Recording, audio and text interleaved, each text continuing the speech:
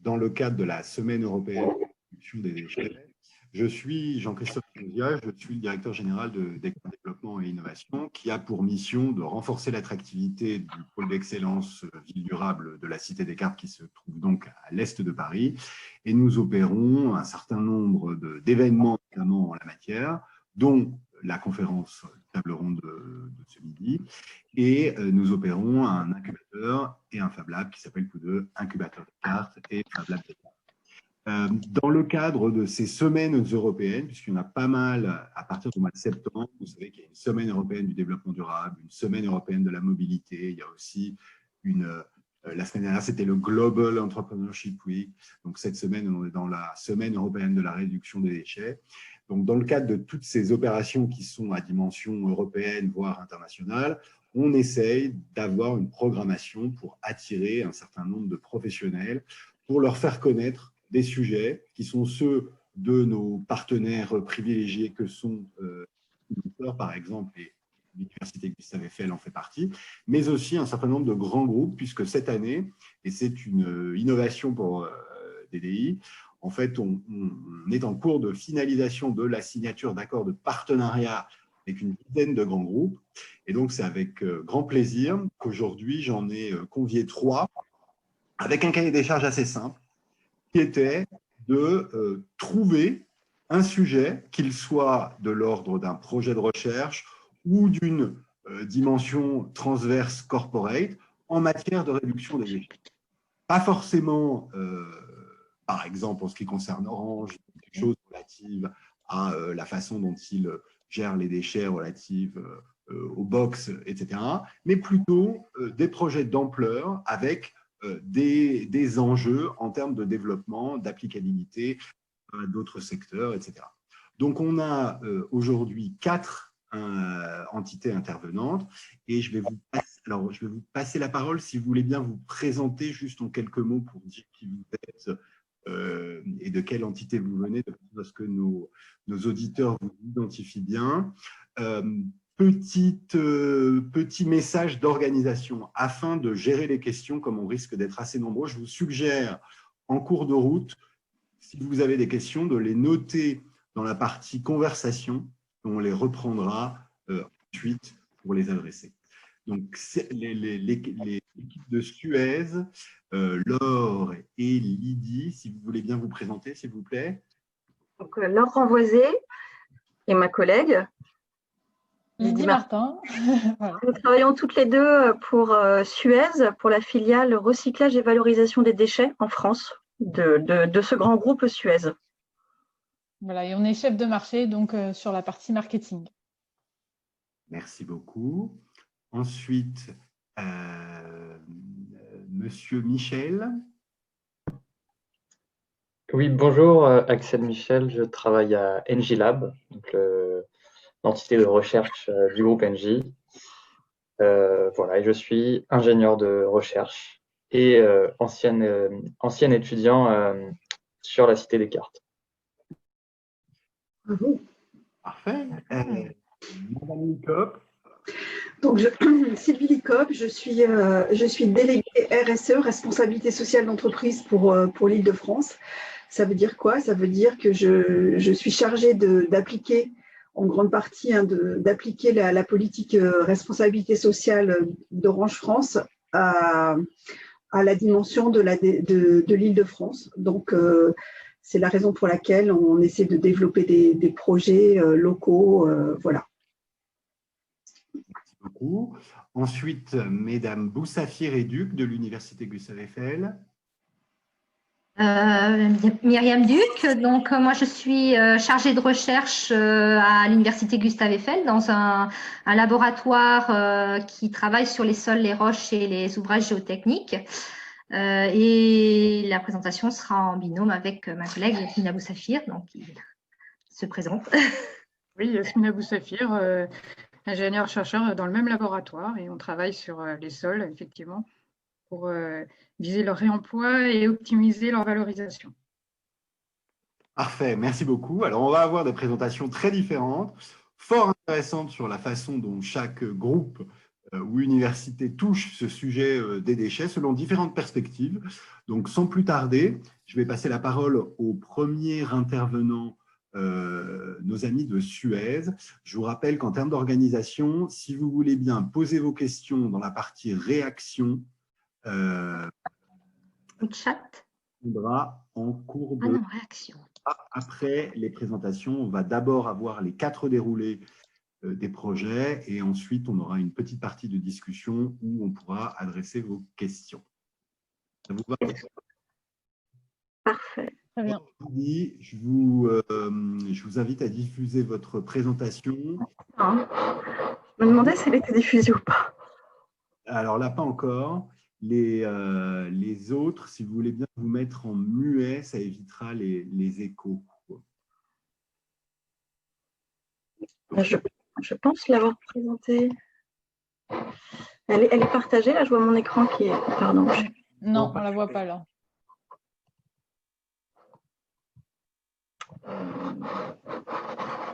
Je vais tenter d'arrêter le partage. Ah, ok, je recommence, pardon. Est-ce que là, c'est bon? Oui, c'est bon. Parfait. La technique, toujours la technique. Alors, merci beaucoup de cette invitation et de nous laisser l'opportunité de parler de réduction des déchets. Nous n'aurons pas une présentation très académique recherche, mais c'était pour montrer l'étendue de ce qu'on pouvait proposer chez Suez sur ces thématiques. Donc, consommer de manière durable et responsable,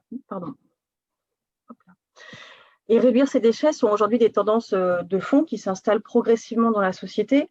Ce mouvement, Suez l'a toujours encouragé et accompagné, et c'est pour ça que Suez a lancé une étude réalisée par un cabinet en Île-de-France et aussi sur les autres territoires pour mesurer concrètement les évolutions de comportement des franciliens post-confinement vis-à-vis de la réduction des déchets. Donc, je vous propose de commencer cette présentation par 3 chiffres clés qui viennent de cette étude qui permettent de bien poser le contexte.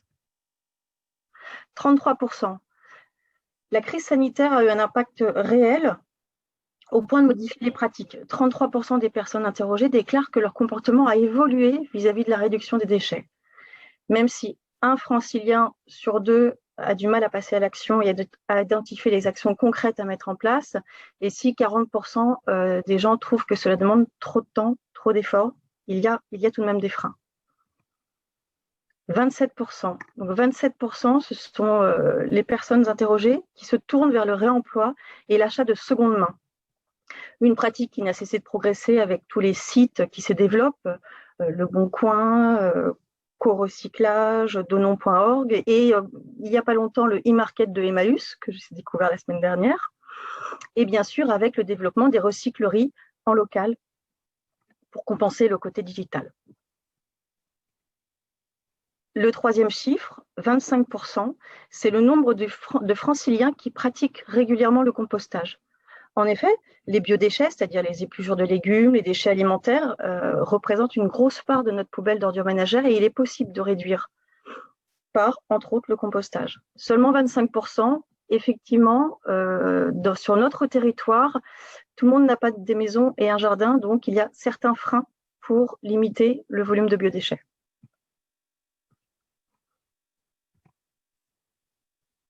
Alors, dans ce contexte qui évolue et qui tend vers une réduction des déchets, Suez met en œuvre et continue à développer des solutions afin de réduire, réutiliser, recycler et valoriser au mieux les déchets. Alors aujourd'hui, on a choisi on a souhaité pour chacun de ces axes vous présenter une solution concrète. Donc, pour le volet réduire, on vous présentera une solution de lutte contre le gaspillage alimentaire, notamment dans la partie grande distribution. Sur le volet réutilisé, on vous montrera comment est-ce qu'on peut favoriser le réemploi localement. Sur le volet recyclé, on parlera d'une solution pour aider les usagers à mieux trier et dans le but de recycler plus. Et enfin, on terminera par le volet valorisé, où là, on montrera comment est-ce qu'on peut produire de l'énergie à partir de nos déchets pour une agriculture locale. Sans plus attendre, je démarre avec le premier volet qui est la lutte contre le gaspillage alimentaire. Donc, Alors, l'enjeu ici, c'était pour des magasins de grande distribution de trouver une solution pour leurs invendus. Parce qu'en général, la grande distribution donne ses invendus à des associations. Néanmoins, une part de ces invendus ne trouve pas preneur. Par exemple, il y a des fruits et légumes qui sont trop abîmés pour être donnés à des associations. Et donc, l'objectif était de s'engager contre le gaspillage alimentaire en réutilisant au maximum les fruits et légumes invendus de ces magasins, mais également aussi issus de l'agriculture, puisqu'il y a un certain nombre de fruits et légumes qui peuvent ne pas atteindre nos circuits de distribution pour tout un tas de raisons. Et donc, pour répondre à cet enjeu, Suez a soutenu la création d'une structure de l'économie sociale et solidaire qui s'appelle Elixir Saveurs Solidaires. Et grâce à la naissance de cette structure, c'est toute une nouvelle filière de transformation des fruits et légumes qui s'est développée pour les transformer en produits préparés. Donc, qui peuvent être des soupes, des purées ou des compotes, par exemple. Et dans ce partenariat, en fait, Suez est en charge du sourcing des invendus, de par son activité commerciale auprès des entreprises. Elixir se charge, quant à elle, de la transformation de ces invendus, donc comme je l'ai dit, en produits préparés. Et enfin, Suez peut aussi avoir une action après pour valoriser les biodéchets issus de la transformation, donc ce qui peut être les épluchures, les trognons de pommes, tout ce qui n'a pas pu finir en produits transformés. Ce partenariat a abouti fin 2018 à la signature d'un premier engagement avec le magasin Carrefour à Mérignac. Et les produits sains et saufs que vous voyez en photo ont pu être commercialisés dans ce Carrefour. Et à ce jour, ce qui est important à retenir, c'est que Elixir produit 30 tonnes par mois de produits frais transformés. Et ces produits sont vendus dans plus de 80 magasins, toutes enseignes confondues. Donc, on est parti de ce petit exemple sur un Carrefour, mais aujourd'hui, c'est un développement sur 80 magasins. Cette action permet de valoriser de manière solidaire les fruits et légumes, puisqu'Elixir est une structure de l'ESS qui travaille avec des personnes éloignées de l'emploi. Et en plus de ça, c'est une solution totalement circulaire, puisque les invendus de l'enseigne sont revendus, transformés dans ce même magasin. Donc, on est sur une solution locale. Et je vais laisser la parole à Laure pour la suite des solutions. Donc, dans la réduction et le tri, il y a les déchetteries. Donc, les déchetteries, ce sont vraiment des pierres angulaires de l'économie circulaire. Aller en déchetterie, c'est permettre une meilleure valorisation des déchets. C'est un site privilégié pour promouvoir le tri, mais aussi la réparation, le réemploi et favoriser l'emploi solidaire. À un titre d'exemple, donc le pôle environnement de Carcassonne, cette déchetterie a deux fonctionnalités atypiques qui commencent à se développer de plus en plus. Un Recy-Drive, donc l'usager arrive avec sa voiture et les objets ou les déchets qui sont dans son coffre sont pris en charge pour un tri optimum et être sûr de bien les valoriser. Et il y a aussi le grenier. Tous les objets qui sont en bon état, qui peuvent être vendus, vont directement dans ce magasin inversé où les gens peuvent acheter des objets à bas prix. Et ça se met en place avec des partenariats locaux avec les entreprises de l'économie sociale et solidaire. Comme on l'a vu dans les premiers chiffres clés, les gens savent qu'il faut trier. Plus de 90% des gens, bien sûr, sont convaincus qu'il faut trier, qu'il faut valoriser, que c'est important. 90% des gens disent « mais oui, ma ville m'a bien donné le sticker, ce qui est sur mon frigidaire, où j'ai bien les préconisations de tri ». Mais il y a quand même une personne sur deux en France qui a toujours un doute, qui doute. On se pose forcément une question sur « mais dans quelle poubelle je dois le mettre ? Quand est-ce que vient mon camion d'ordures ménagères ? Ou quels sont les horaires de la déchetterie ?» On se pose tous pas mal de questions à chaque fois qu'on doit agir avec nos déchets. C'est pour ça que Suez a lancé depuis quelques années un site web responsive, Mon Service Déchets, et depuis cette année, une application. L'objectif de ces deux outils digitaux, qui sont à destination des collectivités, c'est de permettre aux citoyens d'agir facilement au quotidien avec ces déchets pour bien trier et rendre sa vie plus propre. Alors, des petits exemples, c'est juste des petits visuels, mais pourquoi est-ce que cette boîte à outils, en fait, avec cette boîte à outils, la collectivité peut communiquer avec ses citoyens. Il y a des actus. La ville va organiser un événement pour expliquer comment composter ses biodéchets, par exemple. On va aussi avoir des modules pour bien trier. À chaque emballage, à chaque type de déchet, on aura des informations claires sur dans ma ville, voilà ce que je dois faire avec, ou dans ma cuisine, entre les deux poubelles, voilà comment je dois trier mes emballages. Un calendrier de collecte, en fonction de son adresse, on sait quand est-ce que va passer, comment va se dérouler la collecte de mes ordures ménagères ou de la collecte sélective. La carte des points d'apport. Les points d'apport, ça veut dire la borne textile, la borne à verre, ça veut dire les déchetteries, ça veut dire les recycleries, donc adaptable au contexte local de la collectivité. Et puis après, des signalements, des pots sauvages, ou des demandes de services. Dans certaines collectivités, on peut s'occuper des bacs cassés, on peut venir chercher des collectes de déchets verts. Et après, tout un jeu de gamification avec le tri. Plus je trie, plus je gagne des points, plus je peux être récompensé. Donc, un petit focus sur les deux fonctionnalités pour aider les citoyens à mieux trier. Donc, tous les emballages qui ont un QR code, il y a une fonctionnalité où on scanne le QR code et on sait très simplement dans quelle poubelle je dois le mettre, entre ma collecte sélective, entre la poubelle d'ordures ménagères, entre ma borne de verre. Borne de verre, ça c'est bien ancré dans les esprits, mais la distinction ordures ménagères, collecte sélective, il y a encore du travail à faire pour limiter les erreurs. Et pour tous les déchets qui n'ont pas de code barre, donc qui sont quand même assez nombreux, avec une recherche mot-clé, les piles, le carton à pizza ou quoi que ce soit, on a des indications sur ce qu'il faut en faire, vers quel réseau de réemploi on peut s'orienter en fonction du contexte local. On l'a testé chez nous, chez Suez, ces modules-là, et on a quand même noté avec une population de gens très sensibilisés qu'il y avait une réduction des erreurs de tri de 50%. Pardon. Voilà, donc ça fait partie des solutions qu'on met en place, qu'on propose aux collectivités pour aider les gens à mieux trier, à recevoir des informations pour réduire leurs déchets, pour savoir quoi faire. On a une question, on a un doute, on a conçu une boîte à outils pour essayer de répondre à toutes ces questions en un seul endroit. Et Lydie, c'est à toi. Oui. Alors maintenant qu'on a terminé le volet recyclé, je vais continuer avec le volet valorisé, puisque la valorisation énergétique permet de promouvoir l'agriculture locale et on va voir comment. Alors ici, sur une unité de valorisation énergétique, l'enjeu, c'était de valoriser la chaleur fatale, donc c'est-à-dire la chaleur à basse température qui, généralement, n'est pas valorisée. On valorise la chaleur à haute température, mais celle à basse température n'est pas forcément valorisée. Et le but, c'était de le faire en répondant à un besoin des collectivités qui cherchent à développer des circuits courts de production et d'approvisionnement de produits alimentaires. En parallèle de ça, les unités de valorisation énergétique, donc les UVE, sont de plus en plus encouragées à développer un ancrage territorial fort de manière à s'inscrire dans l'économie circulaire de leur territoire.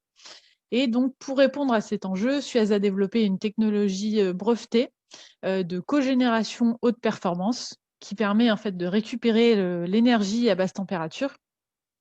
Donc l'énergie qui est issue de la combustion des déchets ultimes.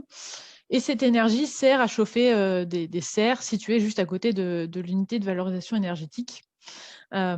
Et là, donc, Suez travaille de nouveau en partenariat avec des structures locales, puisqu'elle va travailler avec un agriculteur qui va, lui, se charger de l'exploitation de ces cultures, puisque ce n'est pas le cœur de métier de Suez. Et in fine, du coup, les produits issus de ces productions de serre vont pouvoir être vendus localement. En plus de cette activité, on peut également mener des actions d'animation pédagogique autour des serres et du site de valorisation des déchets avec les écoles du territoire, par exemple, qui viennent visiter les serres à tomates, qui viennent visiter l'unité de valorisation énergétique. Alors, valoriser la chaleur fatale, donc la chaleur basse température de nos unités de valorisation énergétique, ça permet d'augmenter en premier lieu les performances énergétiques, puisque du coup, on est sur une énergie produite par tonne de déchets entrants qui est supérieure. Et ça permet également de réduire les émissions de gaz à effet de serre, puisque la chaleur ne part pas dans l'atmosphère et elle sert à chauffer les serres à tomates, par exemple. Et les serres bénéficient d'une énergie produite localement, donc si on avait une serre qui se montait toute seule sans être en partenariat avec notre unité de valorisation énergétique, elle serait probablement fournie en énergie via l'énergie fossile, alors que là, elle bénéficie d'une énergie produite localement à partir des déchets des habitants du territoire. Et enfin, donc, la culture sous serre permet de créer de l'emploi sur le territoire de par les activités agricoles qui sont réalisées sur le site, en plus de l'activité de gestion de l'UVE classique. Donc voilà, c'est toute une dynamique qui permet d'avoir un positionnement sur le territoire global et d'être sur une solution complètement circulaire. Et donc, on voulait vous montrer aujourd'hui voilà, ce petit mix de solutions qui sont toujours faites localement en partenariat avec des acteurs locaux pour travailler sur un territoire en fonction de ces contraintes. Voilà, merci de votre attention. Merci à vous. Merci beaucoup. J'ai peut-être une question que je souhaiterais vous poser dès maintenant, qui concerne le modèle économique que vous déployez avec les entreprises ou les partenaires de l'économie sociale et solidaire avec lesquels vous êtes en partenariat sur les différents volets de ce programme. Parce que vous êtes une entreprise privée, là pour générer du profit comme toute entreprise. Et donc, du coup, vous développez d'autres services avec l'ESS et avoir des visées qui ne sont pas uniquement le partage de bénéfices. Donc, comment vous fonctionnez économiquement avec vos partenaires sur les différents volets de ce programme? C'est tout l'enjeu, c'est de trouver des partenariats gagnant-gagnant pour les deux, que ce soit rentable pour Suez, parce que évidemment nous sommes une entreprise privée, et que ce soit aussi avantageux et des leviers de croissance en fait pour ces entreprises de l'économie solidaire et sociale. En fait, ce qu'on apporte, c'est par exemple, pour le cas d'Elixir que Lydie a présenté, c'était un entrepreneur qui avait une idée et c'est en bossant ensemble que lui a réussi à monter sa boîte et que nous, on a monté un nouveau service. Et au final, c'est gagnant-gagnant pour les deux. Et si on apprend à se connaître, ce qui n'est pas toujours, ce qui demande du temps, alors on finit par avoir un service rentable pour Suez et un business pérenne pour la société de l'économie solidaire et sociale. Mais ce n'est pas évident et c'est très local. Très bien, merci beaucoup. Je vous propose qu'on passe à la deuxième présentation. Donc, je suggérais que M. Michel, vous partagiez votre présentation, s'il vous plaît. Monsieur Michel. Oui, il y avait peut-être une question sans vouloir jouer l'organisateur dans la conversation. Oui, il y avait une question à laquelle on peut répondre tout de suite, effectivement, qui est est-ce que vous savez sur quelles collectivités les solutions dont vous nous avez parlé ont été déployées? Alors, vous nous avez parlé de Carcassonne, si je me souviens bien, mais est-ce qu'il y a des choses en notamment? Elixir, c'est à Bordeaux. La déchetterie, c'est Carcassonne. Les sites web, il y a 25 collectivités clientes. Voilà, l'application, dont Dijon. Et oui, Dijon, il y en a quelques-unes, Île-Dieu. Ouais. Et l'application est en cours de déploiement sur 2 collectivités. Et Lydie, toi? Et les UVE, c'est Econautre, donc c'est dans le 31, vers Toulouse, si je ne me trompe pas. D'accord, donc il y a très peu de choses qui sont déjà déployées en Île-de-France sur ce programme. Sur les UVE, on a aussi proposé ces actions-là à Créteil. Donc, du coup, on est en Île-de-France là-dessus. Et en Île-de-France, il y a aussi des circuits courts qui se mettent en place sur le gaspillage alimentaire. À ma connaissance, c'est en train. Alors, un des objectifs de cette table ronde, c'est aussi pour les participants éventuellement de repérer des programmes de nos partenaires grands groupes qui seraient potentiellement déployables sur leur territoire. Donc, n'hésitez pas à revenir vers nous à Descartes Développement et Innovation. On vous mettra en relation s'il y a partie du programme qui vous intéresse. Je précise par ailleurs que la table ronde est enregistrée, donc vous pourrez la revisionner et on pourra vous adresser les présentations si nos participants en sont d'accord. Donc, donc à vous, M. Michel. À moi, alors.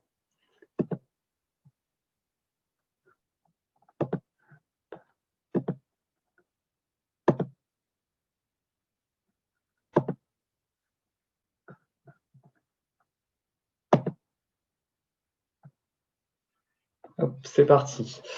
Alors donc, rebonjour à tous. Donc, je suis Axel Michel de Engie et je vais vous faire une présentation beaucoup plus spécifique que ce que mes homologues de Suez ont pu proposer.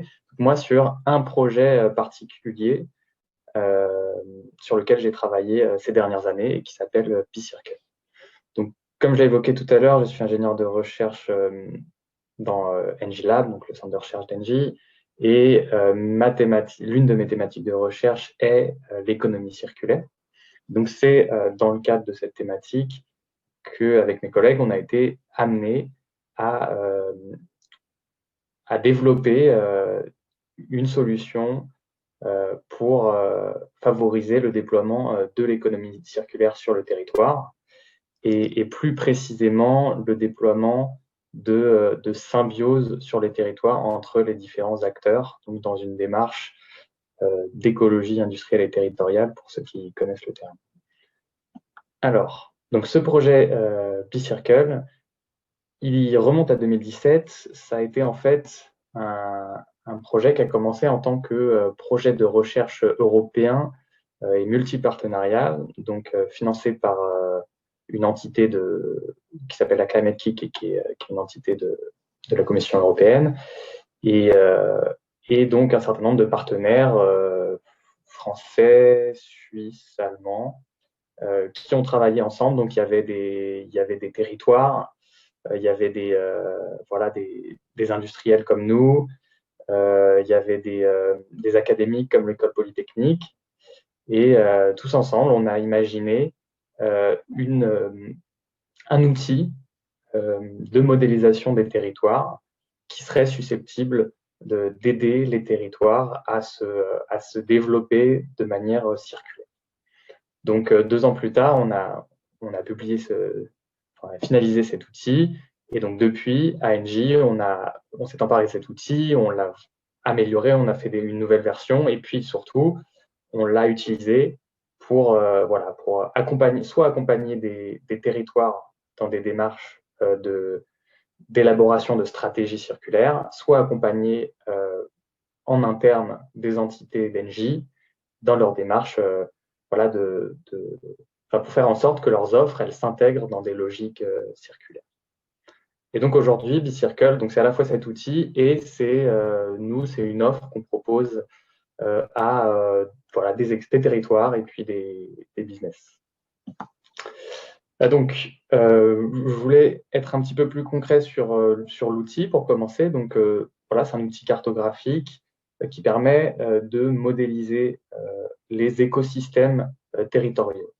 Donc, on va arriver sur un territoire et avec cet outil, on va pouvoir assez rapidement et efficacement détecter les flux de ressources qui se trouvent sur ce territoire. Donc, à la fois les produits qui sont générés, les gisements de ressources sur ce territoire qu'on va pouvoir être amené à valoriser, et puis les besoins de ce territoire en termes de ressources. Donc, on va ensuite lancer des analyses et puis imaginer des scénarios d'évolution pour ce territoire en prenant en compte les résultats des analyses, donc avec des propositions pour transformer ce territoire et qu'il devienne plus circulaire en termes d'usage de la ressource. Quand je dis ressources, je parle de ressources matérielles, donc soit des matériaux, des produits chimiques, etc., de l'énergie ou encore de l'eau. Donc, concrètement, ce qu'on va proposer à nos clients et partenaires, ça va être, il va y avoir plusieurs utilisations possibles de cet outil pour pouvoir répondre à plusieurs types de questions que peuvent se poser notamment un territoire. Et donc, j'en ai présenté 4 ici. Donc, la première, qui est la cartographie des ressources d'un territoire, ça va… Il y a quelqu'un qui a son micro d'ouvert, je pense, s'il vous plaît. Donc, je continue le mapping des territoires qui va nous aider à découvrir notre territoire en termes de ressources. Par exemple, on peut avoir un projet d'utilisation, de déploiement d'une d'une certaine ressource sur un territoire, un projet de développement d'hydrogène par exemple, c'est l'un des exemples qu'on a eu, où on va se demander quels sont les futurs utilisateurs de l'hydrogène sur un territoire, ou à l'inverse, on va avoir envie de valoriser une ressource qui se trouve sur un territoire et on va se demander, par exemple, on a envie de déployer de la méthanisation et on va se demander quelle est la biomasse disponible sur un territoire. Une autre option, ça va être de donc, réfléchir à l'intégration d'une technologie sur un territoire. Donc là, on va considérer une technologie qu'un industriel ou qu'un territoire a envie d'accueillir et on va étudier les flux de ressources et déterminer un certain nombre de scénarios d'intégration de cette technologie dans le territoire, donc en liant cette ressource et en envisageant les meilleures options pour que cette technologie vienne apporter le plus de valeur possible à ce territoire, vienne s'accrocher à ce territoire, avoir des synergies avec le territoire, avec ce qui est déjà existant, et voilà, avec cette idée de bénéfice à la fois pour la technologie qui arrive et puis pour le territoire tout entier. Une autre option, c'est le développement de la stratégie d'un territoire. Donc, on va pouvoir accompagner les territoires dans une réflexion assez amont de leur développement et déterminer avec eux quelles seraient les meilleures activités possibles pour ce territoire dans une logique de pièces manquantes d'un puzzle. Donc, quelles technologies, quelles activités seraient pertinentes d'accueillir dans un territoire dans la mesure où elles viendraient combler un vide et permettre de dynamiser ce territoire et d'apporter de la circularité à ce territoire. Et enfin, mon quatrième exemple, c'est la contribution au marketing territorial d'un territoire, donc un territoire qui cherche à élaborer une image et à travailler son image auprès des activités économiques, auprès des entreprises qui génèrent de l'activité économique et de l'attractivité des territoires. Et donc, le territoire notre approche va permettre d'identifier et de valoriser les atouts d'un territoire en matière notamment de ressources ou d'infrastructures. Voilà, un exemple un tout petit peu plus poussé pour vous montrer un peu la logique. Donc, sur un territoire, par exemple, on peut arriver, étudier les différentes ressources, les différents besoins, les différents produits qui sont sur le territoire et imaginer une nouvelle activité qui va venir s'intégrer à ce territoire et valoriser les ressources. Donc, quand je dis ressources, souvent, en fait, c'est des déchets ou des coproduits qui ne sont pas forcément valorisés. Et puis, les valoriser et idéalement générer un nouveau produit qui va être utilisé encore localement. Donc, l'objectif, c'est toujours de valoriser les ressources localement le plus possible. Et donc, voilà, différentes options qu'on peut être amené à envisager. Je vous laisse explorer un petit peu les schémas. Par exemple, sur celui en bas à gauche, on va identifier qu'il y a beaucoup de biomasse, par exemple, sur un territoire, quantitativement, parce qu'il y a beaucoup d'exploitations agricoles, une zone urbaine avec des restaurants, des collectivités. Et puis, de l'autre côté, il y a des forts besoins en électricité, chaleur ou gaz. Et donc, voilà, cette unité de biométhane va permettre de faire le lien entre tout ça. Ça, c'est un exemple. Ça peut être complètement différent. Par exemple, en haut à droite, on avait envisagé une activité chimique qui n'a pas grand-chose à voir.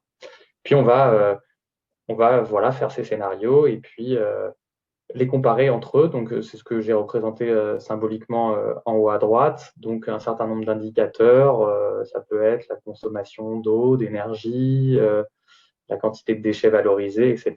Donc, on va faire ces indicateurs et comparer les différentes options pour, toujours la logique de accompagner les territoires ou les activités dans leur stratégie. Je voulais enfin revenir un petit peu sur quelques caractéristiques de B-Circle. Donc, dans le principe, B-Circle, c'est une plateforme qui fonctionne avec des données génériques, c'est-à-dire qu'on a compris que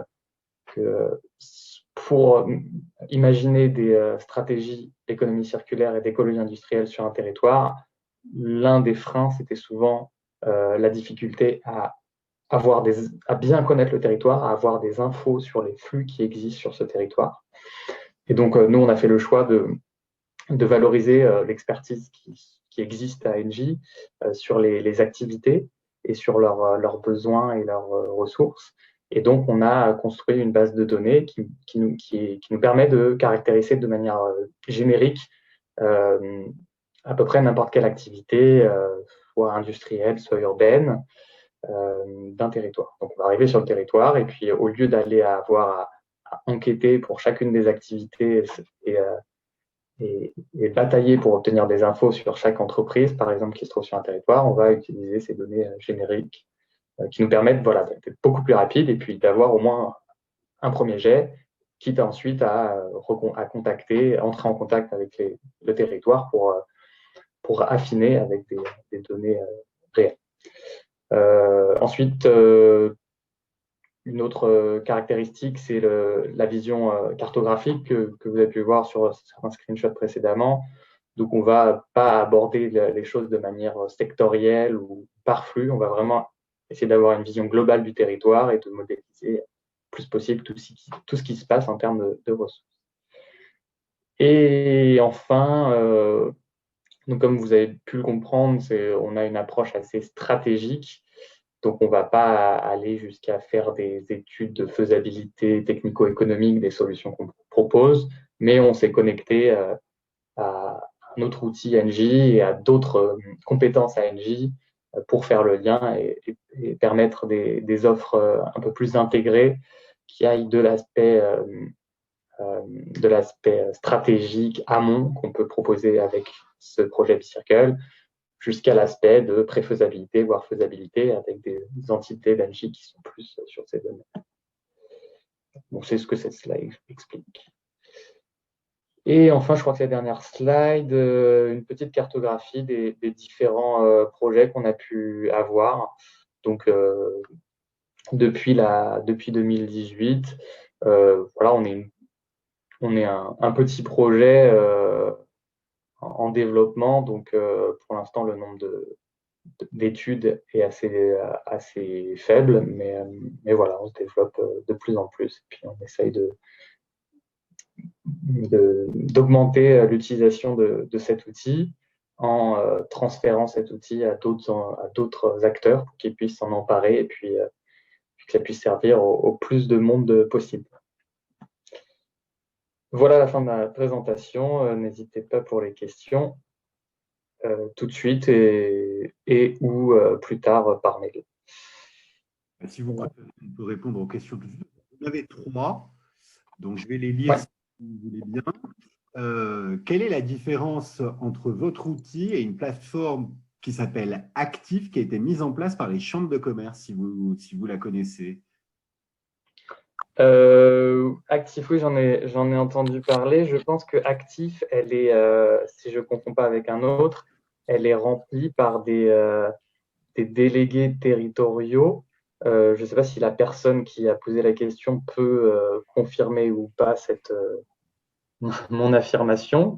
Oui, bonjour, Noémie Condomine, je travaille à Seine-et-Marne Attractivité. J'ai effectivement posé cette question. Alors, je prêche pas du tout pour la plateforme Actif ou quoi que ce soit, c'était juste par curiosité. Je sais que c'est un outil des CCI, mais voilà, comme je le connais pas en détail, je voulais simplement avoir savoir si vous faisiez la même chose ou si la différence se trouvait peut-être ailleurs. C'est des approches qui sont assez comparables, hein, bien sûr.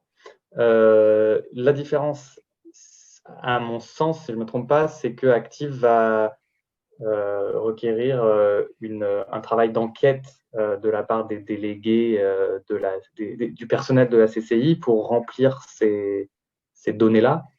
Là où nous, on va utiliser plutôt des données génériques. Donc, bon, l'objectif, il est assez proche, c'est d'identifier des synergies sur un territoire. L'approche pour le faire n'est pas la même, donc à la fois en termes de données utilisées et puis en termes d'utilisation de ces données. Nous, on va avoir un certain nombre d'indicateurs, comme je l'ai évoqué. On va avoir cet aspect cartographique qui n'est peut-être pas actif.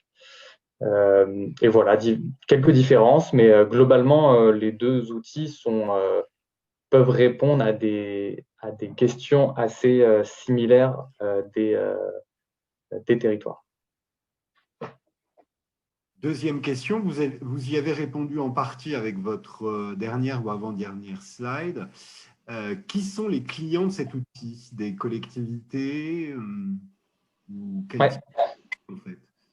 Oui, bah on a plusieurs types de clients. Pour l'instant, on a beaucoup travaillé au niveau de zones plutôt industrielles. Donc, on cherche à s'étendre à des zones soit mixtes, soit plus urbaines. Mais pour l'instant, on a beaucoup travaillé sur des zones industrielles. Et les clients étaient des autorités territoriales, des autorités locales, voilà, des communautés urbaines ou l'autorité portuaire, ou c'était aussi parfois des collègues d'Engie qui travaillaient avec ces territoires et qui souhaitaient que leurs offres prennent en compte cette dimension d'économie circulaire. Donc, on a ces deux types de clients, les business qui veulent s'intégrer dans cette logique circulaire et puis les territoires qui veulent impulser une logique circulaire. Il y a une question qui est proche, qui demande à ce que vous citiez les collectivités. Donc, si on reprend votre diapo, il y avait Dunkerque, Le Havre, Bordeaux, Marseille-Fos, et de l'autre côté, Port d'Anvers, Infraserve en Allemagne, le port de Lyon et Inspira. Alors, j'imagine que les villes, est-ce que c'était les métropoles, c'était les mairies en elles-mêmes Alors, ça dépend. Ouais, effectivement. Donc, je vais reprendre la liste. Donc, on a travaillé sur Dunkerque, c'était avec l'autorité portuaire et la communauté urbaine. Le Havre, c'était une entité d'Engie qui travaillait là-dessus. Bordeaux, c'était le port et des entités d'Engie. Marseille, c'était une entité d'Engie. Antwerp aussi. Heust, Infraserve Heust, c'était le syndicat de la zone industrielle. Le port de Lyon, c'était la CNR qui est aménageur, qui est l'aménageur du territoire. Et Inspira, c'est le syndicat mixte qui est aussi un aménageur du territoire. Donc voilà, un peu plusieurs sortes, mais comme j'avais dit, des aménageurs, des autorités, des collectivités et puis des entités d'Engie. Une question sur la base de données. Oui, vous nous avez parlé de ces data qui étaient difficiles à obtenir parfois, donc d'où les données.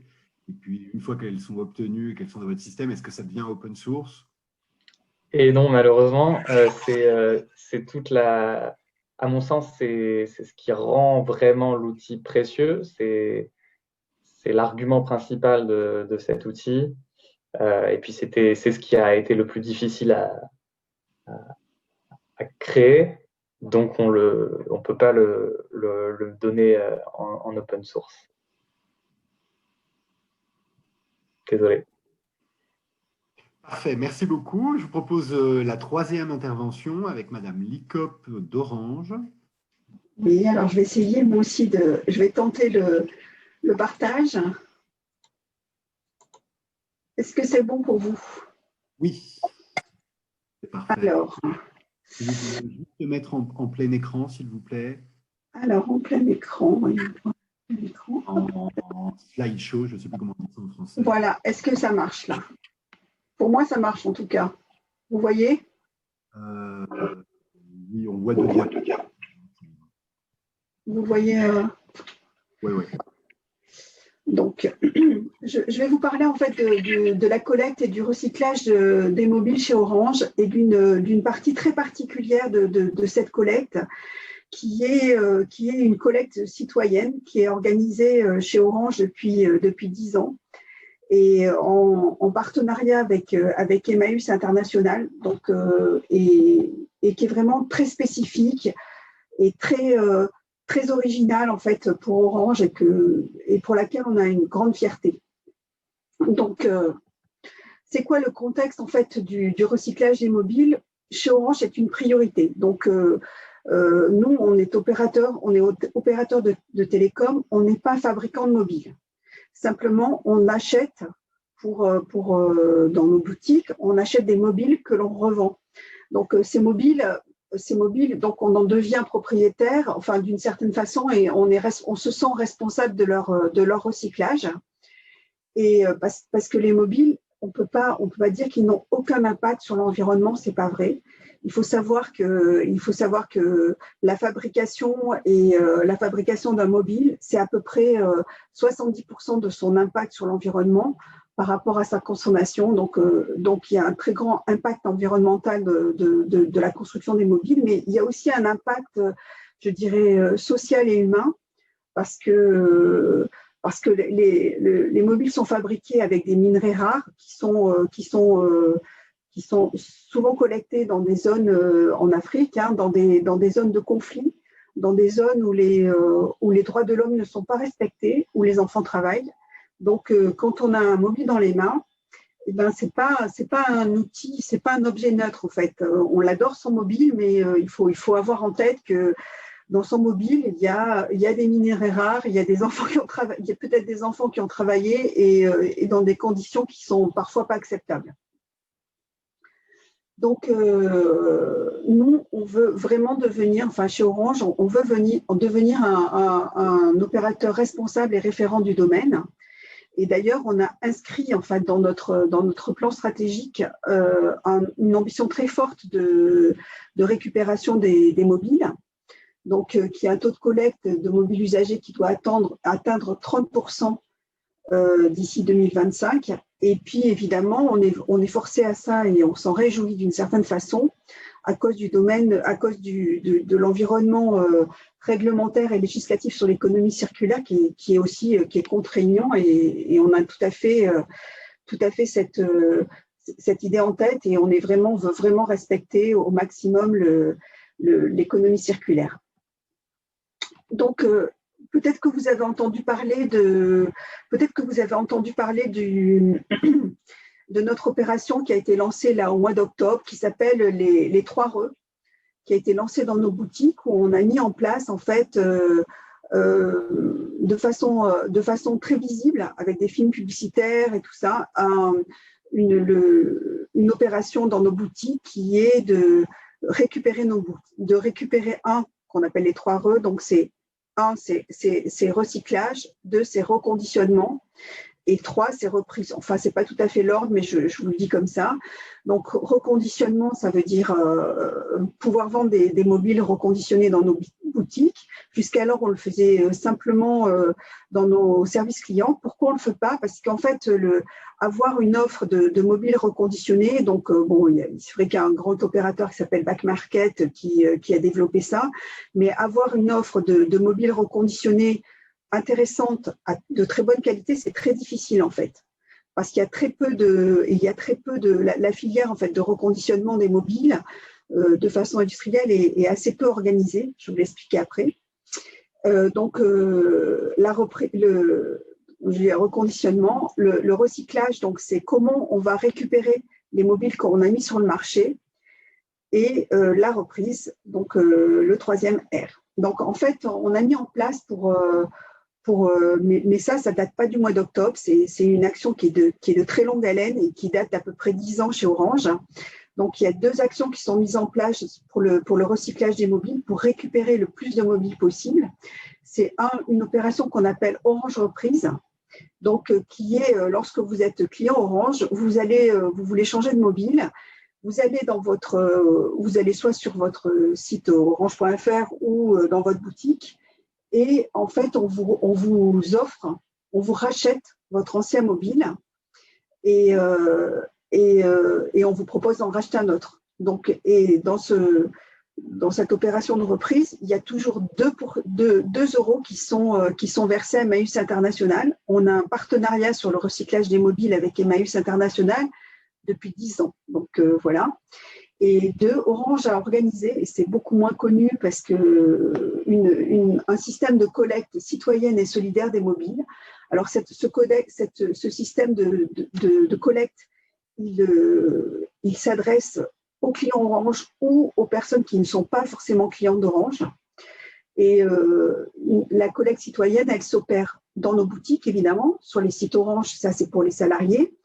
Elle est aussi proposée aux collectivités locales avec lesquelles on travaille, les entreprises aussi, et tous les établissements scolaires. C'est-à-dire qu'on a mis en place un système de collecte citoyenne et solidaire des mobiles qui est là depuis 10 ans, en partenariat international, dans le cadre avec une économie solidaire, une économie circulaire. Et voilà, c'est cette collecte citoyenne que je souhaite vous présenter.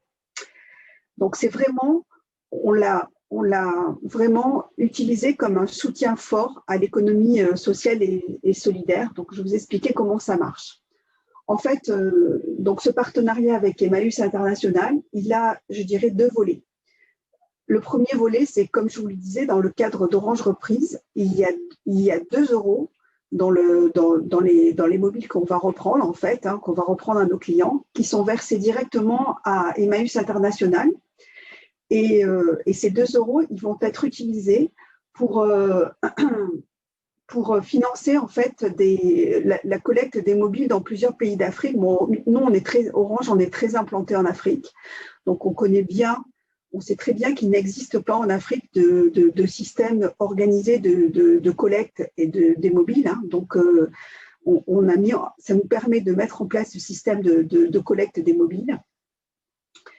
Et en parallèle, on travaille avec les ateliers du bocage, donc qui vont récupérer en fait tous les mobiles qu'on récupère en fait dans le cadre de la collecte citoyenne. Ces mobiles, ils sont collectés, ils sont testés. Les mobiles qui peuvent être réutilisés en fait vont être vendus au profit d'Emmaüs International en fait également en Afrique, donc dans les pays en Afrique. Et puis tous les matériaux tous les mobiles qui ne peuvent pas être récupérés, qui vont être dépecés, désossés, on va récupérer les matériaux rares et puis on va les transformer pour pouvoir les réutiliser. Donc c'est vraiment un cycle, je dirais, complet de récupération des mobiles. Donc je vous montre un petit peu comment ça passe. Alors est-ce que vous voyez? Voilà. Donc, le recyclage des mobiles, en fait, issus de la collecte citoyenne, c'est ce dont je vous parle. Ils sont utilisés et recyclés par les ateliers du bocage. Donc, les ateliers du bocage, c'est une entreprise d'insertion qui est membre d'Emmaüs. Si le mobile, comme je vous disais, est en état de marche, les données personnelles sont effacées, ils sont testés, puis reconditionnés pour être vendus dans un pays émergent. Donc, et l'intégralité des bénéfices sera versée à Emmaüs International. Si le mobile ne fonctionne plus, il est recyclé, les matières dangereuses sont traitées et les métaux récupérés. Donc voilà, je vais aller assez vite là-dessus. En fait, c'est juste pour vous montrer un petit peu comment ça fonctionne. Donc, je vous montre les ateliers du bocage, voilà. Donc, tous les mobiles sont réceptionnés, pesés. Donc ça, je vais vite là-dessus, sont bipés, voilà. Donc, c'est vraiment un processus industriel qu'on a mis en place. C'est pas, parce que c'est quand même des grosses quantités. Donc, voilà. Ils sont dirigés vers des filières de recyclage. Et les mobiles non fonctionnels sont dirigés vers des filières de recyclage des matières. Donc, et les mobiles destinés à être employés sont testés, nettoyés, les données personnelles effacées. Donc, voilà, je vais vite. Enfin, un échantillonnage est réalisé par un salarié d'Orange afin de s'assurer que, évidemment, le mobile est fonctionnel et que les données ont bien été effacées. Parce que ce qui pose problème, c'est quand même, en fait, c'est vrai que parfois, un des freins, et on pourra en parler, c'est les données personnelles. En fait, dans votre mobile, il y a énormément de données personnelles que vous ne voulez pas, à juste titre, voir diffuser, en fait, ou partout. Donc, c'est vrai que parfois, un des freins au recyclage des mobiles, c'est que les personnes ont pas mal de données personnelles dans leur mobile.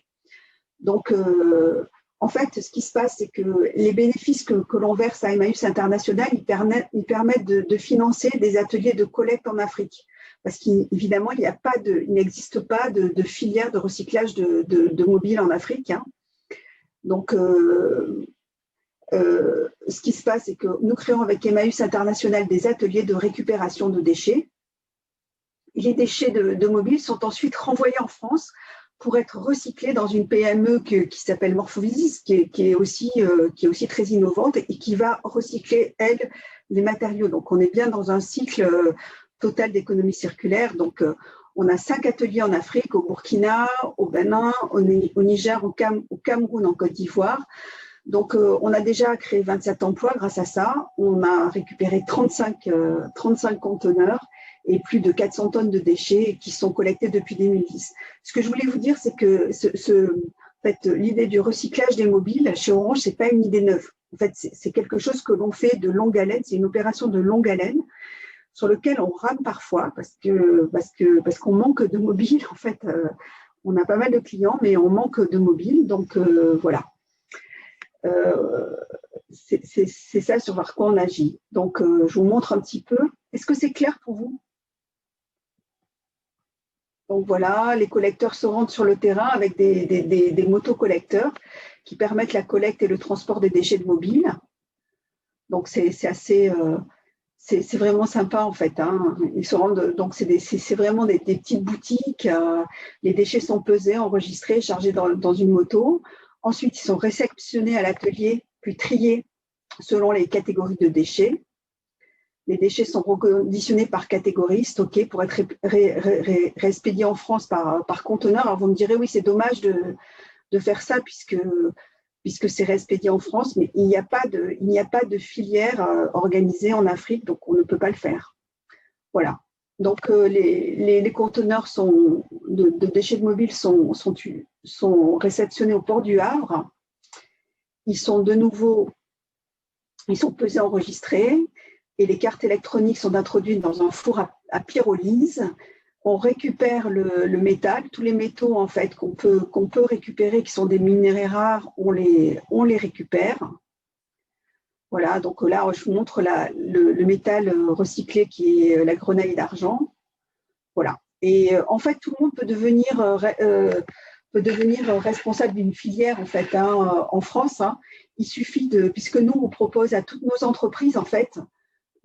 À toutes les entreprises, les collectivités locales avec qui on est en relation, de disposer d'un collecteur gratuitement, c'est-à-dire c'est une urne tout simplement de recyclage des mobiles qui permet en fait aux entreprises, aux collectivités, elles les mettent à l'accueil, les personnes viennent, elles déposent leurs mobiles, que ce soit des mobiles Orange ou pas, et quand c'est plein, il suffit de se rendre sur une plateforme électronique, une plateforme. Et puis les personnes des ateliers du bocage viennent récupérer les mobiles. On vous redonne une autre urne de récupération. On peut aussi faire des opérations de promotion. Enfin voilà quoi. Donc on le fait avec. On voulait le faire en fait dans le cadre de la Semaine européenne des déchets avec l'université Gustave Eiffel et les étudiants de la chaire d'économie sociale, organiser un challenge de récupération des mobiles à l'université. En fait, entre les différentes chaires. Et bon, malheureusement, le confinement nous a empêchés de le faire, c'est dommage. C'était vraiment une opération dont qu'on aurait été fiers de mener avec les étudiants de Gustave Eiffel. Voilà, mais on n'a pas pu le faire, mais ce n'est que partie remise et on espère le faire en avril. Donc, on leur a proposé un challenge photo à la place. De photographier leurs vieux mobiles et voilà, donc voilà ce que je voulais vous dire. Donc c'est vraiment une action sur laquelle on est engagé sur le long terme qu'on va poursuivre parce que en fait je voudrais pas dire de bêtises sur les chiffres hein, peut-être mais en fait avec le nombre de mobiles qui sont déjà en circulation sur le marché hein, donc nous on a environ 25 millions de clients mobiles, rien que nous en France, bon, tout le monde a son mobile. Je parle que de la France, vu le nombre de mobiles qui sont déjà sur le marché, on pourrait presque fabriquer des mobiles sans extraire en fait de nouveau des minerais rares et tout ça. Et ça, c'est quand même à l'échelle, je veux dire, c'est un impact. Bon, la responsabilité sociale d'entreprise, il y a un volet environnemental, il y a quand même un volet, je dirais, sociétal qui est important quand on sait que ces minerais rares sont quand même extraits dans des zones de guerre, dans des zones où les enfants travaillent et ils ne devraient pas travailler. Enfin, voilà, donc on essaye voilà, comme on peut, de faire en sorte que notre impact soit le plus limité. Voilà, je ne sais pas s'il y a des questions, je ne vois pas bien en fait. Oui, vous avez commencé à y répondre. Alors, pardon, peut-être que quelqu'un veut poser une question de vive voix. Je vais arrêter le partage. Voilà. Non, c'est bon. Donc, je vais les lire. Donc, vous avez répondu en partie sur la question des terres rares. Est-ce qu'elles sont récupérées? Donc, vous avez dit oui en partie. Est-ce qu'elles sont réinjectées dans un process industriel? Oui, bah c'est ça, c'est l'idée en fait. Hein. L'idée, c'est vraiment de les réinjecter au maximum. Et je pense fabriquer des mobiles, on devrait arriver sans extraire maintenant de terres rares en fait. Hein. Vu ce qu'on a déjà extrait en fait, si on arrivait à recycler. Bon, je ne suis pas sûre que ce soit l'équivalent, peut-être que j'exagère un peu et que c'est ma volonté. Enfin, mais franchement, il y a énormément de mobiles. Il y a 100 millions de mobiles en France qui dorment dans les tiroirs, il faut le savoir.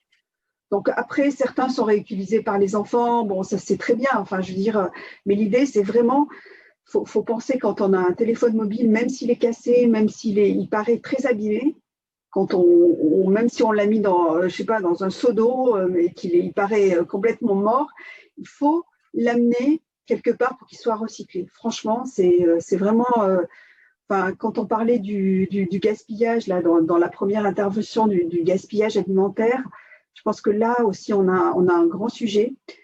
Nous, on s'en sent responsable chez Orange, vraiment. On essaye de le prendre, mais c'est vrai que on ne peut pas agir seul, quoi. Les opérateurs, déjà, on agit en plus des fabricants de mobiles, je veux dire, qui ne prennent pas forcément leur responsabilité comme nous, on la prend. Hein. Je veux dire, mais bon, on est opérateur historique, on doit le faire. Et puis, c'est aussi une question économique, quoi. Voilà. Est-ce que vous avez déjà une idée de la part, justement, qui part en déchets ultimes de ce qui est récupéré? Malheureusement, non. J'ai pas de chiffres à vous donner. Mais ce que je peux vous dire, c'est que la fabrication du mobile, sur l'impact environnemental, c'est 70%. Donc, c'est énorme. On parle de la consommation électrique des mobiles, mais la fabrication du mobile, son impact environnemental, et c'est énorme en fait, c'est 70%. Donc, c'est la fabrication, voilà. Donc, la consommation qu'on dit énorme, c'est pas grand-chose, même quand on sait que c'est quand même beaucoup. Eh bien, c'est quand même la fabrication qui a un impact très fort environnemental. Ce programme, ce dispositif, je ne sais pas comment vous l'appelez, c'est bien ce qu'on voit sur le site e-market de Emmaüs? C'est possible. Alors, je ne suis pas allée voir le site e-market de Emmaüs, mais nous, notre partenariat est avec Emmaüs International. On y tient parce qu'on est très implanté en Afrique, donc on a une responsabilité forte. Enfin, Orange a une responsabilité forte en Afrique et en France évidemment, puisqu'on est l'opérateur historique. Donc, pensez à ramener vos mobiles. Voilà, on n'a plus qu'à espérer qu'on soit capable l'an prochain de le faire en se retrouvant tous en physique. Merci beaucoup, Madame Likop. Pardon. Donc, ensuite, je vais proposer à nos collègues de l'Université Gustave Eiffel de prendre la parole. Un autre type de projet, celui de partager votre écran. Alors, voilà, partager l'écran. Ça va arriver.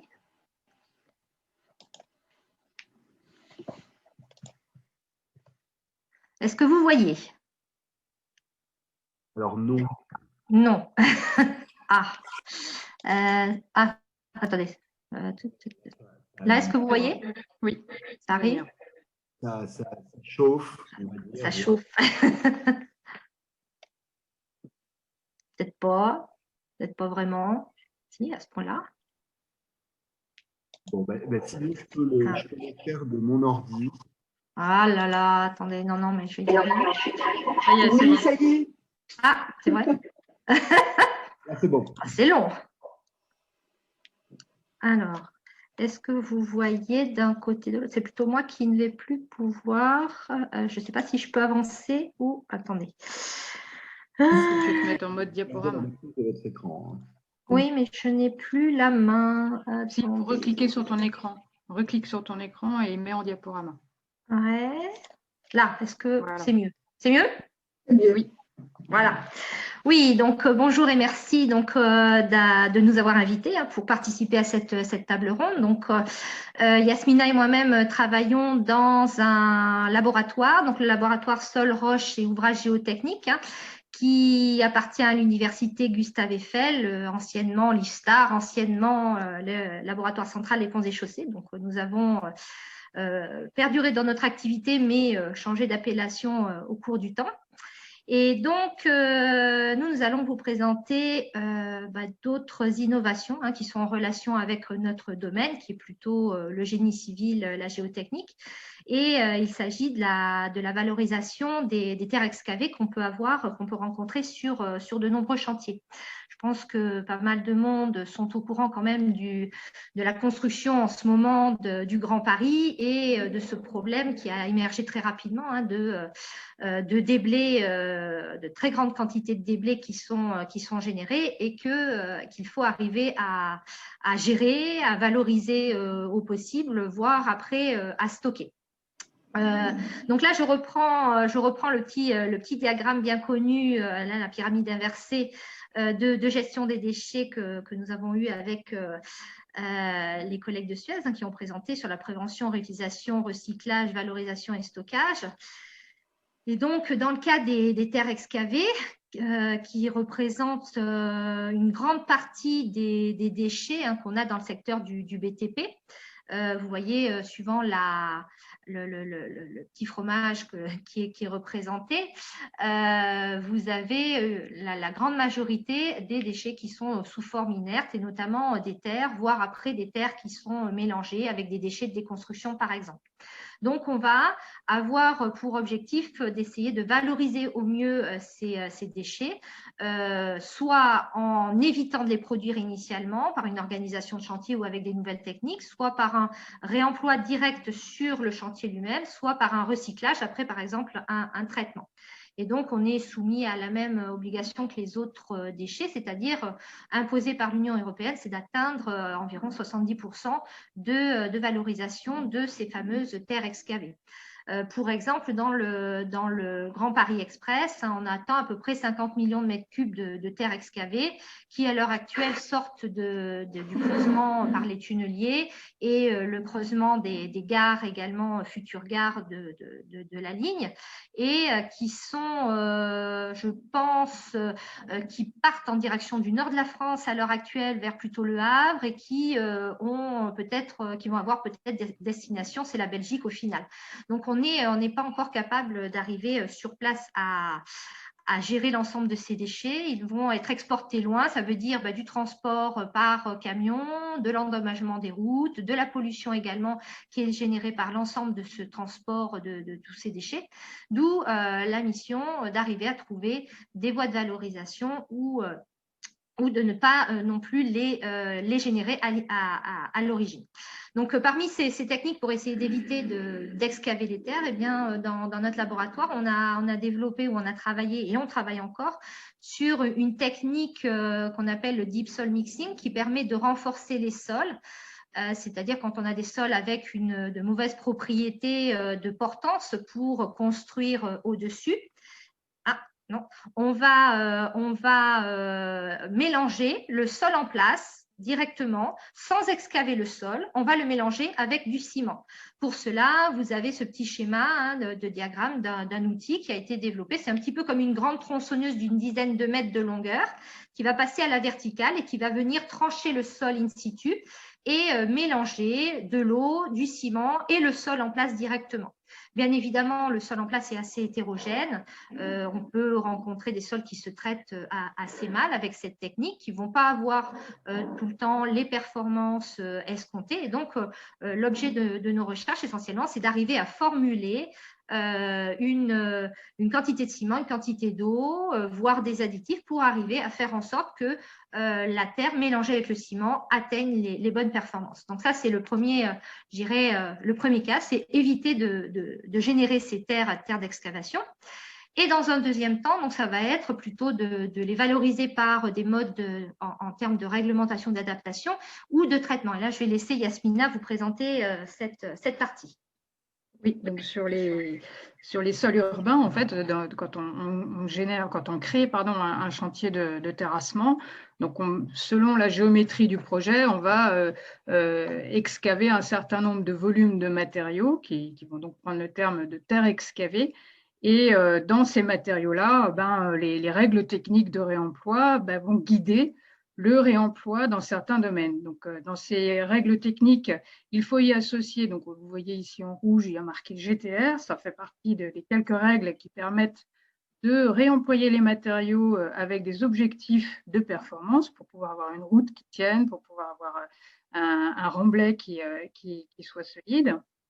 Et à côté de ces règles techniques, eh bien, il va falloir y associer d'autres règles qui sont des règles environnementales et qui donnent des contraintes pour le réemploi selon les potentiels de pollution des matériaux qui sont excavés. Alors évidemment, tous les matériaux ne sont pas pollués, mais dans certains cas, et surtout en milieu urbain, il est clair qu'on a souvent des matériaux qui sont mélangés, des matériaux naturels mélangés avec notre histoire, les déchets de notre histoire, qui peuvent être des démolitions, des zones de stockage de déchets qui viennent de par le passé, de l'histoire. Et donc, on a quelques règles qui sont édictées pour le réemploi et qu'on associe à nos règles techniques. Voilà. Donc, un exemple de réemploi de matériaux excavés que l'on a cherché à valoriser par le biais d'un projet qui s'appelle Terre d'Ouest. Dans ce projet-là, on s'est attaqué à un matériau, donc là, techniquement, normalement impropre au réemploi, que l'on appelle des argiles très plastiques, que l'on classe avec un petit symbole qu'on appelle les matériaux dits A4. Ces matériaux-là, ça représente environ 5% du volume des déchets de terres excavées. Et pour ce réemploi-là, eh bien, on a déployé des techniques de traitement des sols en rajoutant de la chaux ou du ciment pour pouvoir construire des remblais. Vous avez à droite une petite illustration de l'ouvrage tel qu'il a été réalisé. Et à gauche, un graphique qui présente le résultat de la convention d'engagement volontaire auquel l'IFSTAR, l'université Gustave Eiffel était partie prenante, pour montrer les objectifs de réemploi des matériaux en termes de réemploi dans les chantiers. Et donc là-dedans, on a 5% qui sont liés à ce projet que l'on appelle Terre d'Ouest. Donc, à l'issue de ce projet qui est terminé depuis 2012, on est en train de modifier les règles de réemploi des matériaux très argileux dans un futur document qui s'appellera le GTR, qui sera publié certainement dans l'année prochaine ou dans les 2 années qui viennent. Donc, pour reprendre la main, donc après, c'est cette partie recyclage direct du matériau ou utilisation du matériau après un traitement pour le valoriser. On s'est attaqué également à trouver des voies de valorisation en termes de matières premières au niveau des terres excavées. Donc, si je reprends l'exemple du Grand Paris, qui occupe actuellement beaucoup de monde, puisque de grandes quantités de matériaux sont générés, et notamment, on a à peu près 250 000 mètres cubes d'argile, notamment qu'on pourrait classer A4, tel qu'elle l'a décrit Yasmina. Donc, ce sont des argiles qu'on ne sait pas très bien, on ne sait pas très bien quoi en faire en fait dans n'importe quel domaine. On a essayé de faire des tests pour les utiliser pour la fabrication de ciment, pour la fabrication de céramique, pour des tuiles, des briques. Donc il y a de nombreuses voies de valorisation qui ont été testées auparavant, avec plus ou moins de succès. Et donc nous, on a essayé de développer 2 voies particulières de valorisation de ces matériaux très argileux. Et là où l'argile effectivement liant est un plus. Donc, c'est dans un premier temps le développement de liants géopolymériques. Donc, qu'est-ce que c'est? C'est un liant qui va permettre de remplacer le ciment Portland, hein, c'est-à-dire le ciment hydraulique que vous utilisez, enfin que tous les maçons utilisent à l'heure actuelle, qui est produit après un chauffage à 1450 degrés et qui entraîne une émission de CO2 très importante. Hein. Vous n'êtes pas sans savoir que les cimentiers à l'heure actuelle génèrent pas mal d'émissions de gaz à effet de serre. Donc, en alternative, ces liants géopolymériques, qu'est-ce qu'on a testé de notre côté? On a pris de l'argile verte du Grand Paris, donc on a été chercher ça pas loin de la Cité des Cartes. Et actuellement, il y a un chantier où on va également aller en prendre, qui est à peine à 300 mètres de notre laboratoire.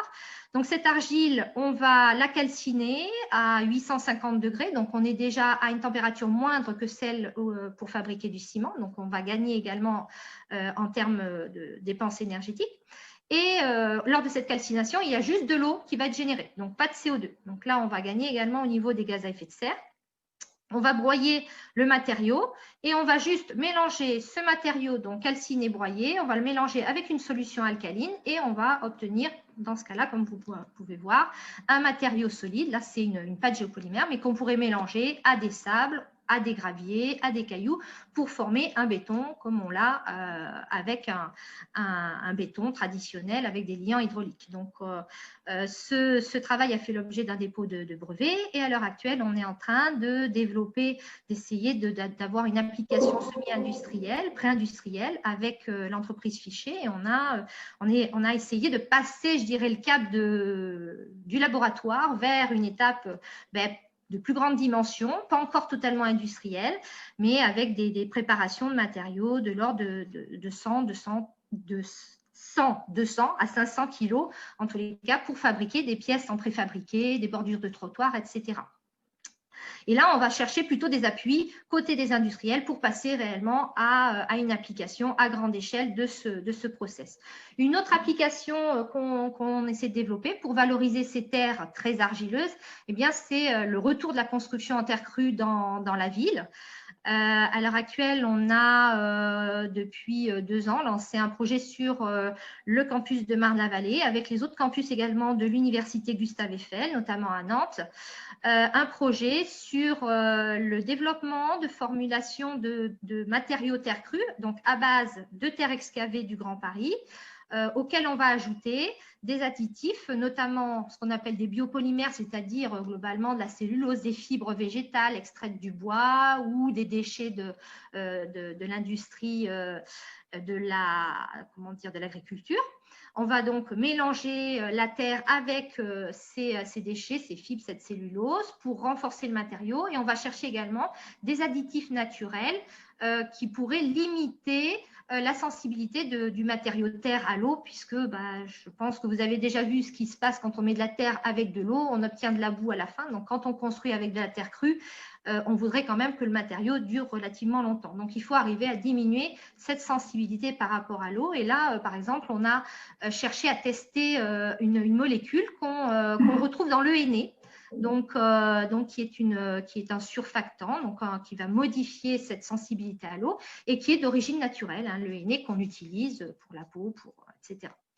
Donc, dans ce cas-là, on travaille sur ce projet vraiment de manière multi-échelle, multi-équipe sur le campus et au niveau de l'université Gustave Eiffel, en partant carrément de l'échelle moléculaire, en passant par de la microstructure, par des observations d'argile, de minéralogie. On va travailler sur les propriétés mécaniques du matériau à l'échelle des éprouvettes, mais on va passer également à l'échelle du bâtiment et de la ville. Donc, au niveau du bâtiment, par exemple, on est en train de réaliser un démonstrateur à l'échelle 1.1 dans une grosse boîte bleue, si vous passez sur le campus, que vous verrez, qui est représentée ici, donc ce qu'on appelle Sun City, qui est une grosse chambre climatique de 400 mètres carrés, à l'intérieur de laquelle on peut construire un bâtiment à l'échelle 1.1. Donc, on va aller construire nos petits murs en briques de terre crue qu'on a réalisé au cours d'un chantier participatif au mois de septembre dernier. Et on va aller tester en vraie grandeur nos matériaux formulés, renforcés, voire stabilisés dans ce cadre-là. Et donc, dans ce type de construction, on a également on se coordonne avec des industriels et également EPAMarne qui gère le développement et l'implantation des nouveaux bâtiments sur notre campus. Donc, une réelle interaction au niveau de l'ensemble de ces projets avec les acteurs et avec nos laboratoires qui sont un peu plus recherche amont, on dira. Voilà, je vous remercie. C'était tout à fait passionnant, merci. Je vais me permettre de relancer chacun de vous avec quelques questions. Je vais reprendre avec vous, mesdames de l'UGE. Donc, vous nous avez montré sur vos slides, sur chaque projet, en fait, on avait un partenaire industriel. Dans quelle mesure vous gérez, comme vous m'en aviez parlé, le différentiel de temps avec les industriels? C'est-à-dire que les industriels sont quand même souvent pressés de pouvoir mettre en œuvre assez rapidement des solutions qui sortent des labos. Et vous, d'un autre côté, vous avez vos travaux de recherche qui ont besoin de leur temps de maturation. Est-ce que sur les différents projets que vous nous avez présentés, il y en a certains sur lesquels vous avez déjà avancé sur la coopération avec l'industriel, voire la filière d'industrialisation derrière? Ça, c'est toujours un point effectivement qui est compliqué au niveau de la recherche, entre la recherche amont qui arrive jusqu'à un point, je dirais, de pré-industrialisation, et après de passer le cap à une plus grande échelle où là, on va avoir peut-être parfois un petit manque, et puis après sur la partie industrialisation. Donc, au niveau du timing, c'est vrai que c'est compliqué. Par exemple, sur les terres excavées, on va avoir besoin de 1 an, 2 ans, 3 ans, peut-être 5 ans pour arriver à faire évoluer les réglementations, avoir des résultats scientifiques à mettre derrière et d'apporter une solution technique. Et c'est vrai que rencontre avec des industriels au moment où on est confronté au problème lui-même. Donc, par exemple, cette gestion des terres excavées avec la Société du Grand Paris, en termes de timing, on a eu un appel à projet qui est sorti au mois de septembre où on nous demandait de répondre en décembre sur des propositions qui devraient être mises en place sur les chantiers en juillet suivant. Donc, ça veut dire que si on n'avait pas la solution clé en main, déjà où on aurait réalisé les recherches amont pendant 3, 4, 5 ans avec nos propres moyens, on n'est pas capable de répondre aussi rapidement, je dirais, sur des solutions en termes de technicité, de voies de valorisation, etc.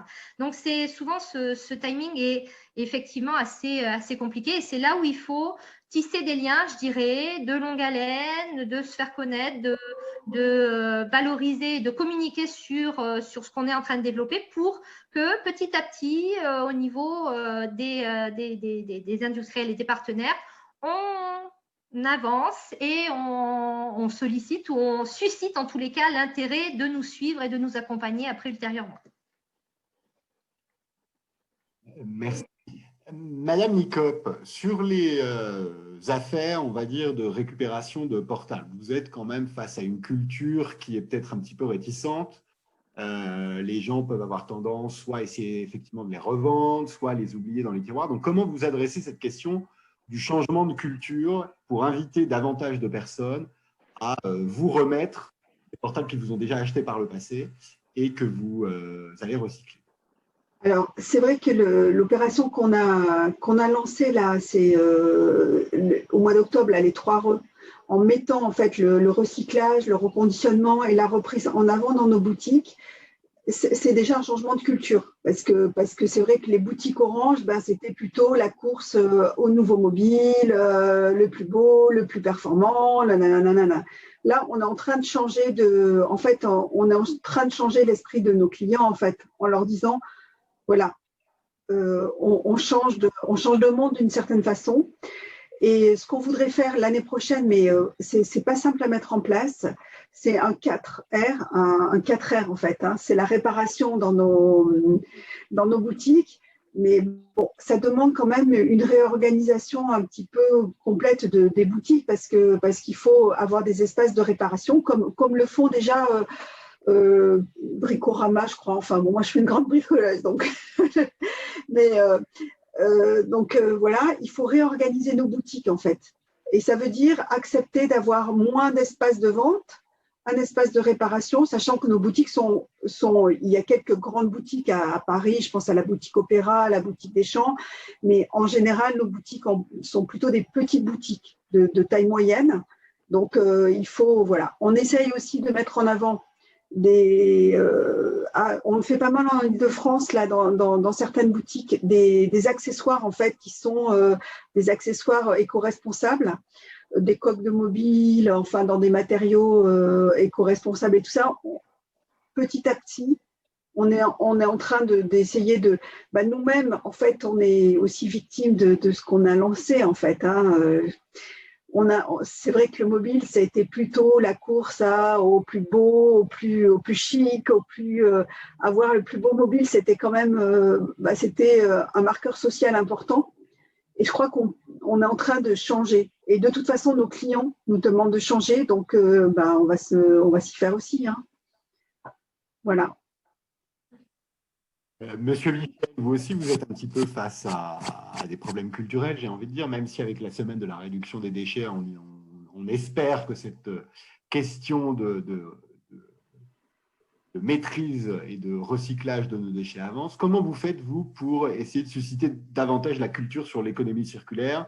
Il va y avoir des lois qui vont y inciter davantage, qui sont en partie sorties, d'autres qui vont sortir. Qu'est-ce que vous faites d'autre pour essayer de stimuler l'économie circulaire? Comment vous le faites? Oui, merci pour cette question. Effectivement, pour nous aussi, l'aspect culturel est très important parce que nous, on propose des solutions pour organiser les territoires de manière circulaire, mais encore faut-il que les territoires aient le souhait de s'organiser de manière circulaire et qu'ils y voient un intérêt à le faire le plus tôt possible. Et donc nous, effectivement, on est confrontés à ce problème, comme tout le monde, d'avoir une offre qui permet d'améliorer les choses sur le plan environnemental. Donc l'économie circulaire, ça a des impacts positifs multiples, mais puisqu'on est dans la semaine de réduction des déchets, effectivement, l'un des principaux avantages, c'est de réduire les déchets et réutiliser les déchets.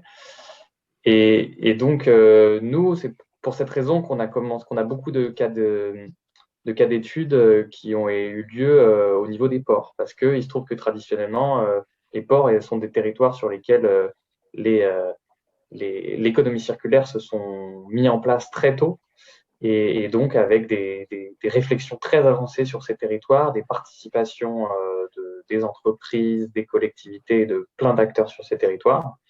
Et donc, on a pu travailler comme ça. Et donc maintenant, effectivement, on est confronté au problème de devoir convaincre d'autres territoires de faire appel à nous pour réfléchir ensemble à des stratégies.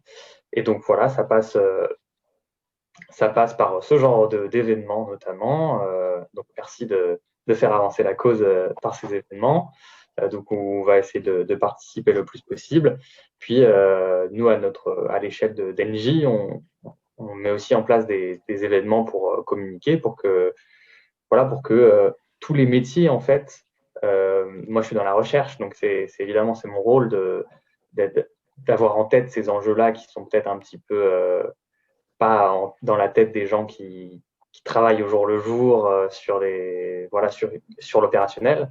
Donc, ce qu'on fait, c'est qu'on essaie de propager cette culture aux entités beaucoup plus opérationnelles pour qu'elles aient en tête qu'on peut apporter cette brique-là à leur métier et donc apporter de la circularité à toutes sortes de métiers, toutes sortes d'offres et toutes sortes de territoires.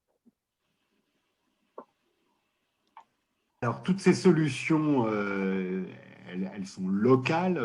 Je vais adresser cette question aux collègues de Suez. Comment vous faites pour les adapter justement en fonction de différentes collectivités, de différentes tailles de collectivités? On écoute nos clients. On leur pose des questions, on écoute nos clients et de toute façon, si on travaille avec des entreprises de l'économie solidaire et sociale, c'est forcément local parce que ces entreprises sont locales Et de toute façon, bien sûr, elles font des petits un petit peu partout, mais tous ces petits sont tous un peu différents dans leur business model, dans leur manière de faire.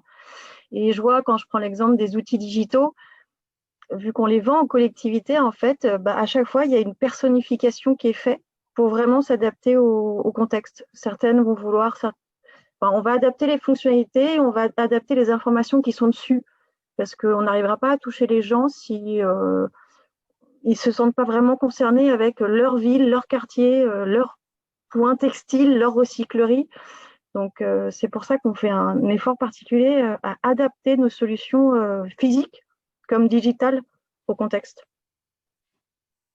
Et je voulais rebondir, si je peux me permettre, sur ce que disait Madame Duc. Je suis parfaitement d'accord avec vous. Avant, je faisais de la recherche il y a longtemps, maintenant je suis au marketing. Et oui, les industriels, en fait, ils ont des projets court terme, moyen terme et long terme, parce que nos clients nous demandent des solutions tout de suite, mais on sait bien que tout de suite, on fait une part du boulot. Et en même temps, on essaye de maintenir des partenariats avec des universitaires pour construire les solutions long terme. Mais oui, garder les 3 échelles n'est pas évident. Si je peux me permettre, je voudrais revenir sur le gaspillage alimentaire dont vous aviez parlé, parce qu'on a développé chez Orange une initiative sur notre site de Voltaire, là, qui est dans le 11e. Là, en fait, avec le gérant du restaurant d'entreprise, on fait venir en fin de service une association soutenue par la Fondation Orange. On les fait venir en fin de service pour bénéficier, en fait. Bon, on avait mis ça en place en 2020. Malheureusement, on n'a pas pu le faire, mais l'idée, c'est de faire venir une association donc, locale et très proche. Donc là, en l'occurrence, l'association, c'est des femmes en très grande précarité, pour qu'elles bénéficient, en fait, des restes des repas des salariés qui, de toute façon, ne peuvent pas être, tout ce qui est sorti, tout ce qui est mis en exposition en fait dans la cantine est jeté. Donc les entrées qui sont sous plastique et tout ça c'est jeté. Donc en fin de service, l'idée c'est de faire venir gratuitement quelques personnes tous les jours pour qu'elles puissent bénéficier d'un repas gratuit en fait.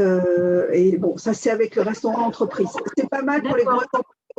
Alors, bon, il faut des sites qui soient adaptés pour des raisons de sécurité, pour des raisons de… Voilà, parce que c'est vrai qu'il faut que la cantine, enfin, que le restaurant d'entreprise soit accessible de façon indépendante, peut-être aux locaux. Mais bon, c'est une idée qu'on a développée, qui a été plébiscitée chez nous par les salariés que je partage. Elle est avec quelle association ? Alors, là, c'est le nom ne me revient pas là tout de suite, mais c'est une association dans le 11e qu'on soutient, donc je pourrais vous le dire. Avec grand plaisir. Oui.